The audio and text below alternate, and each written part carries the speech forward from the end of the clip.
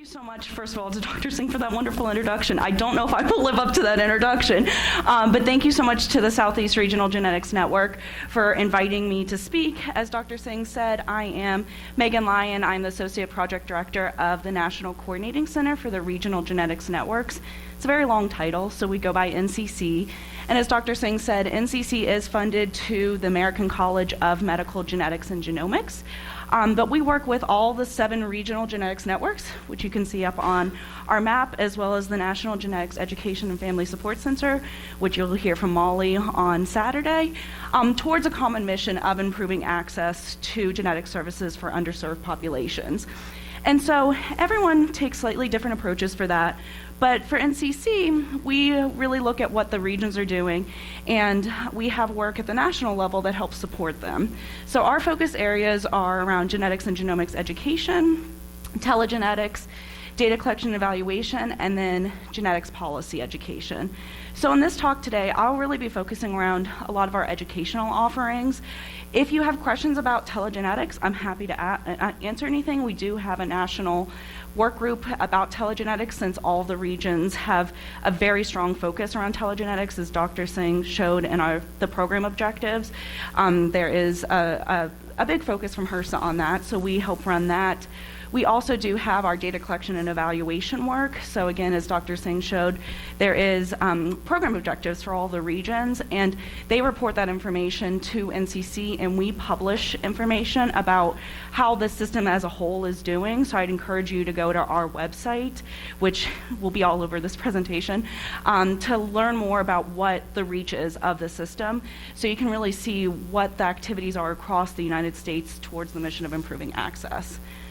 But with that, I'll go on to genetics and genomics education at the NCC level. So one of the major things that NCC does, since we are housed within ACMG, we partner with ACMG on a lot of activities, including we have run the ACMG act sheet since its creation. So hopefully most of you know what the act sheets are. They are a one-page clinical decision support tool that was built around newborn screening. And for those of you who aren't aware, and I realize now that this is a little hard to see on the screen, but there is, for conditions screened, a one-pager act sheet that tells you more about the condition, and really the highlight is the next steps you take after the newborn screening, as well as an accompanying algorithm. And for those of you who are familiar with the act sheets, you may think that this looks a little different than something you may have referred to a couple of years ago, and that is because we have been doing a massive update of the act sheets over the last year. So we continue to have our newborn screening act sheets. Over the last couple of years, we've expanded into secondary findings, non-invasive prenatal screening, and we've had transition and carrier. But our focus over the last year really has been updating the newborn screening act sheets. And so a good way to know if you're looking at an updated act sheet is that it will look like this. It will have a new look and feel to it. There'll also be a date at the bottom, so you'll know you're looking at a new one. But we've updated 18 of the metabolic condition act sheets. There have been 2 new metabolic condition act sheets, 14 updated algorithms, and 5 new algorithms. We have, don't quote me on this when you start counting, but I believe we have about 10 or 11 more metabolic condition act sheets in review right now, and they should be published hopefully within the next month or so, the majority of them. And that also will include 2 new act sheets, GAMT and MPS 2, because those were recommended to the recommended uniform screening panel. So we will have 3 curricula for healthcare interpreters: pediatric, prenatal, and autism spectrum disorder launched this spring. And so we're able to offer a training to each region once a year. So this past year, we trained over 140 healthcare interpreters. We will be offering the trainings again throughout the country in this year, because we just started our new funding cycle June 1st of this year. So we'll be offering those. We're also expanding our offerings for healthcare interpreters. So we will be expanding to include a cancer genetics curriculum. We'll be expanding the glossaries that are included in the healthcare interpreter trainings to have 5 additional languages. And we're also looking at other ways we can support healthcare interpreters to understand more about genetics through listservs, resources on our website, things like that, so that we can make it as accessible to a healthcare interpreter as possible. So beyond those main activities, we're happy that we get to partner with a lot of different organizations to offer a wide variety of tools, including some new educational offerings that we started this spring. So the first is our medical necessity webinar series. So I don't know if any of you were able to participate in that. We held the first one in April. We've had one in May and June as well. It was a 3-part webinar series that was available for CME, and the archived is also available for CME. And it walks you through what medical necessity is, how to write a medical necessity letter, and how to deal with denials and appeals. So you can go to either the ACMG Genetics Academy if you want to get CME, or you can go to our Vimeo channel and access all of those archive webinars. We also partnered with the American Association of Physician Associates to offer a workshop at their annual meeting this year about genetics. And so those 3 courses are available through AAPA, and we'll be adding a 4th this summer. So again, to try to get to the physician assistants and to help them understand more about genetics. Finally, we are glad to start a new project with ACMG around evidence-based guidelines. So last year, ACMG published their first evidence-based guideline around exome and genome sequencing for pediatric patients with congenital anomalies. And we're taking every evidence-based guideline, so there's only been the one so far, but we're going to take every evidence-based guideline and hold a 2-part webinar series. So the first part will be sponsored by NCC, and it's to target the non-genetics providers so they can understand how do you implement this guideline from ACMG in your practice. Then part 2 will be hosted by ACMG, and it's targeting the genetics provider to understand more of the evidence that was used to write the recommendation. So the first one was held June 25th for part 1. Part 2 for the first evidence-based guideline will be held July 25th, so we encourage you to go and watch that webinar. Sorry. Okay. I skipped over. So I know I've already started talking about a lot of resources. So we do have the NCC resource repository, or we call RERE, on our website. This includes all of the NCC resources, all of the regional genetics networks resources, the family centers resources, as well as partners. So I just looked, we have 562 resources in the repository, so I would encourage you to go in and look. You can find everything I just talked about in the resource repository, as well as anything related to education from our system. So as the National Coordinating Center, we are also tasked with assessing the policy landscape across the country to really understand how does policy affect the delivery of genetic services. And we have had this mission since the Affordable Care Act was implemented, and it's evolved over the years into a new resource that we're very excited that we got to launch this past March, which is, did it too quickly? Our new Genetics Policy Hub website. So we've had a number of resources and tools related to policy for a number of years at NCC, but they were in disparate systems. It was kind of hard to understand how you get from one resource to the other, or how to find information. So we're really excited that we got to launch a new website that is built around a search functionality that you can find information on a certain subject from a certain state on a variety of topics. So within the Policy Hub, we track over 500 pieces of legislation. We have information on our Medicaid program. We have 25 policy areas, and then general policy resources. So the first area is policy areas. And so we have, again, over 25 topics within the Policy Hub, and each topic has a very brief overview of why is this a policy concern. So the example I put up is about genetics privacy, but say newborn screening is one of them. The introduction doesn't go into detail about, say, what newborn screening is. It tells you what are the policy concerns related to newborn screening. It's informed consent or genetics privacy. It's who has access to your data.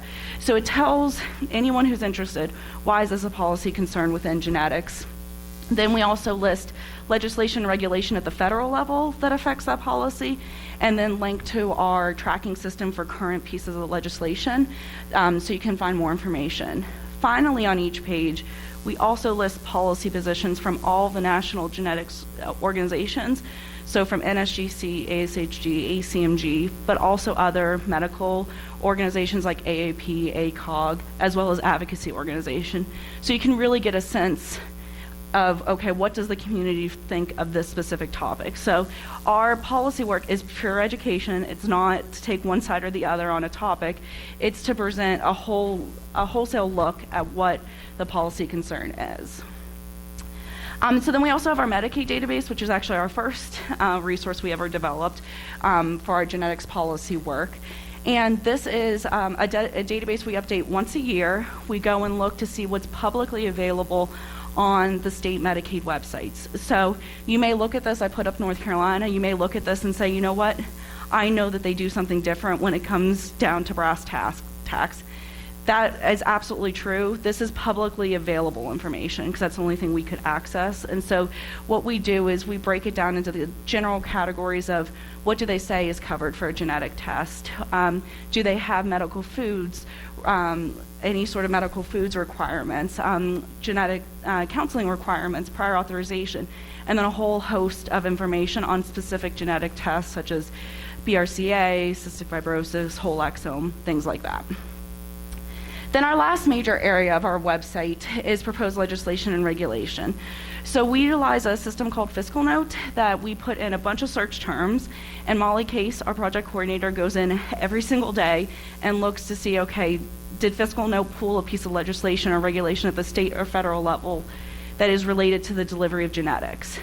And often the case is no, because DNA comes up in a lot of legislation.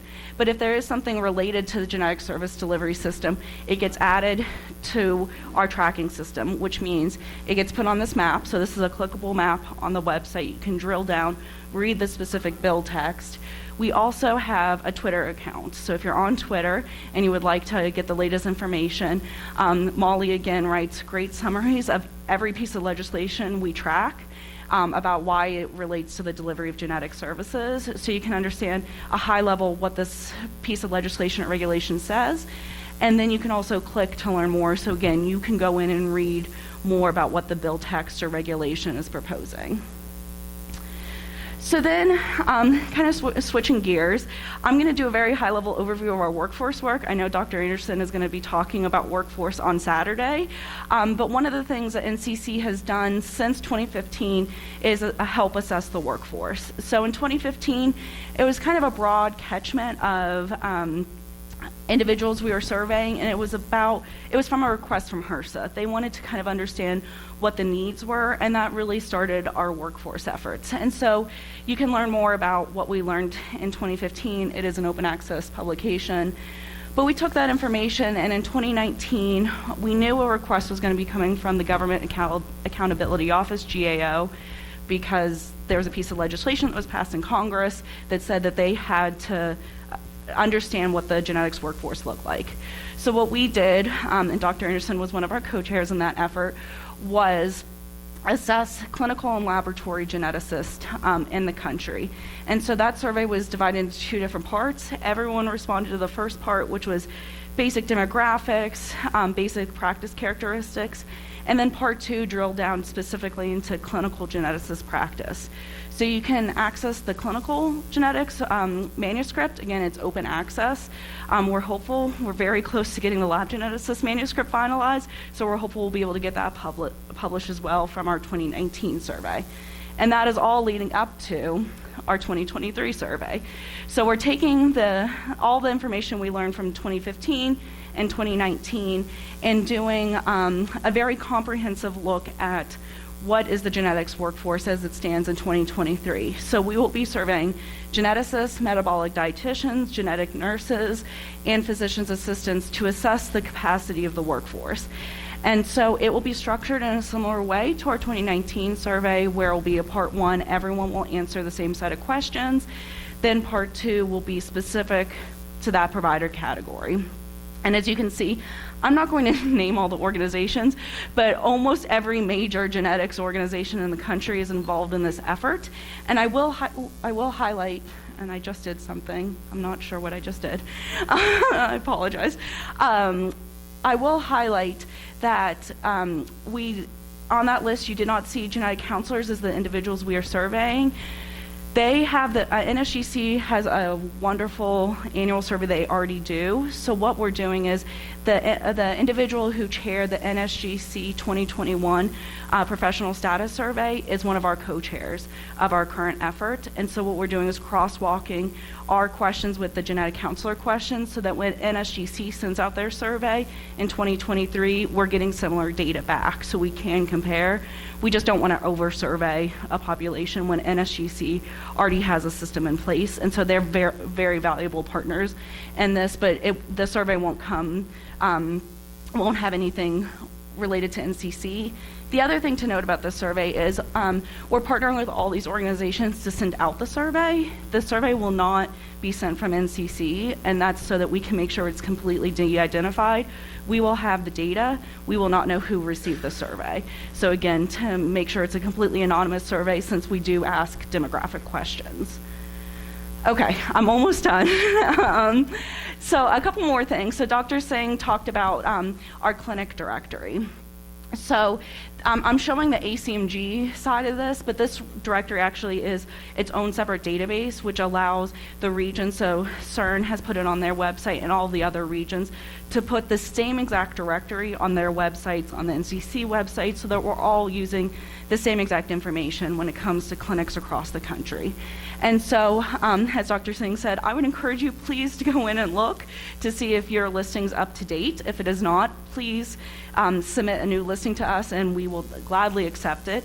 I will note we did update the system recently, and we now allow user accounts, so you can be tied to your clinic specifically, so that you'll get a reminder once a year, hey, can you go look to see if your clinic listing's up to date, so that we can keep this information up to date, because we have almost 1,300 clinics in this directory, so it is a lot of information in the directory. So then finally, as the National Coordinating Center of this system that really is a public health focus in genetics, we really saw that there was a need for a place for public health genetics to really be celebrated. And so in 2020, we started the first annual Public Health Genetics Week, and I'm excited to say we've done it every year since, and it's a really fun event, if I do say so myself. We do a lot of different things, like we've partnered with PBS to do a screening of the gene. We host webinars, Reddit AMAs, Twitter chats. It's really a fun and engaging way to learn more about public health genetics. So we will hold it again next year, May 2023. So we hope that you all will join us on a webinar, on social media. And the reason for the week is really to raise awareness about what public health genetics is. So we have an entire website that is dedicated to this week, and it's not just about the week really, it's about educating on public health genetics. So you can go to the website and see what our definition of public health genetics is, who's involved, what are sample programs, information about newborn screening, non-invasive prenatal screening, and public health genetics resources. So I encourage you to go to our website if you want to learn more. And again, we hope to see you at next year's Public Health Genetics Week. And with that, again, I'd just like to thank everyone. If you have any questions, please feel free to reach out to myself. Molly Case is also here from NCC, or Dr. Munka, who's not only this ACMG CEO, but our project director. You can visit any of our websites. NCC, the main one, has all the information I showed, but if you want to go to our specialty websites, you can go to that as well. Follow us on social media, and yes, we are on TikTok, and that is because of Public Health Genetics Week. So if you are a TikToker, please follow us on TikTok. Thank you so much.